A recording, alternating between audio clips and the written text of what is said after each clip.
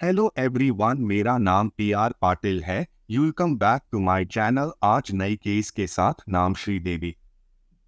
श्रीदेवी की 60वीं जयंती बॉलीवुड की पहली महिला सुपरस्टार होने से लेकर उनकी रहस्यमय मौत तक देश की सबसे प्रतिष्ठित अभिनेत्रियों में से एक श्रीदेवी का जन्म 13 अगस्त 1963 को हुआ था।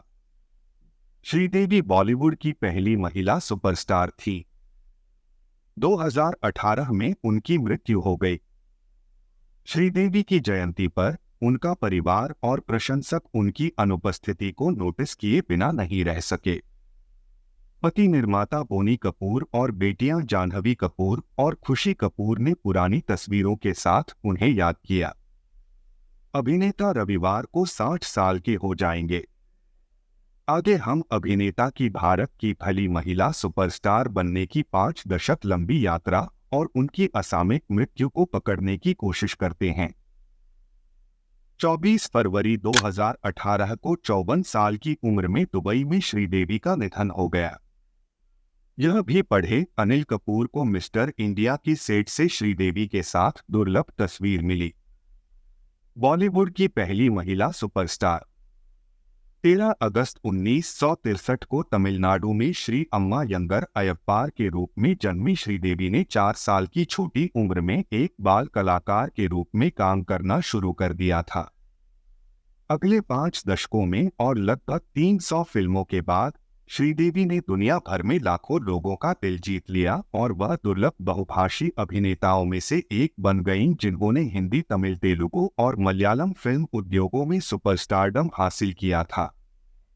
क्रिकेट का ऐसा रोमांच खोजें जो पहले कभी नहीं देखा गया, विशेष रूप से एचडी पर। अभी अन्वेषण करें। अपने चरम के दौरान उन्हें उस समय के दैनिक समाचार पत्रों द्वारा महिला अमिताभ बच्चन कहा जाता था, जिसने बॉलीवुड की पहली महिला सुपरस्टार के रूप में उनकी स्थिति को मजबूत किया। कथित तौर पर उन्हें स्टीवन स्पीलबर्ग द्वारा जुरासिक पार्क में एक भूमिका की पेशकश की गई थी, लेकिन उन्होंने यह कहते हुए इसे अस्वीकार कर दिया कि यह उस समय उनके स्टारडम के अनुरूप नहीं था। जब उनकी मां के सह अभिनेता अक्षय खन्ना ने उनसे पूछा कि उन्होंने बॉलीवुड हंगामा के साथ अपने साक्षात्कार के दौरान ऐसा क्यों किया, तो उन्होंने जवाब दिया, उन दिनों हॉलीवुड फिल्में करना अलग बात थी, अब यह गर्व की तरह है। श्रीदेवी की फिल्मोग्राफी व्यापक रूप से विविध है। उन्होंने फिल्म कंदन करुणई में एक बाल कलाकार के रूप में अपनी फिल्मी यात्रा शुरू की और 2017 में मॉम के साथ अपनी फिल्मोग्राफी समाप्त की। अभिनेता अपने क्लासिक्स जैसे चालबाज 1989 और सदमा 1983 के लिए उतने ही प्रसिद्ध हैं जितना कि उनकी वापसी हिट अंग्रेजी थी, विंग्लिश 2012। दिवंगत निर्देशक यश चोपड़ा, जिन्होंने उन्हें चांदनी 1989 और फिर लम्हे 1991 में निर्देशित किया था, ने एक बार कहा था कि उनमें किसी भूमिका में खुद को डुबो देने की अद्वितीय क्षमता थी।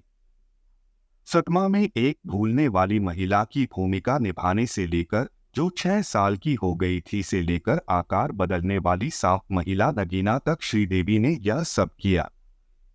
महिला कलाकारों को एक दूसरे के खिलाफ खड़ा किए जाने पर जब श्रीदेवी से इंडस्ट्री में उनके प्रतिद्वंद्वियों के बारे में पूछा गया, तो फिल्म फेयर ने अगस्त 1990 में उन्हें यह कहते हुए उद्धृत किया, प्रतिद्वंद्वी कहाँ है? प्रतिद्वंद्विता केवल 2 बराबर लोगों के बीच ही हो सकती है।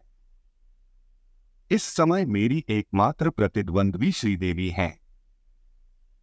मैं लगातार उसे पछाड़ने की कोशिश कर रहा हूं। मैं इसे जुनून की हद तक कर रहा हूं। श्रीदेवी की मौत। यहां पर केस समाप्त होता है। मिलते हैं नेक्स्ट केस के साथ।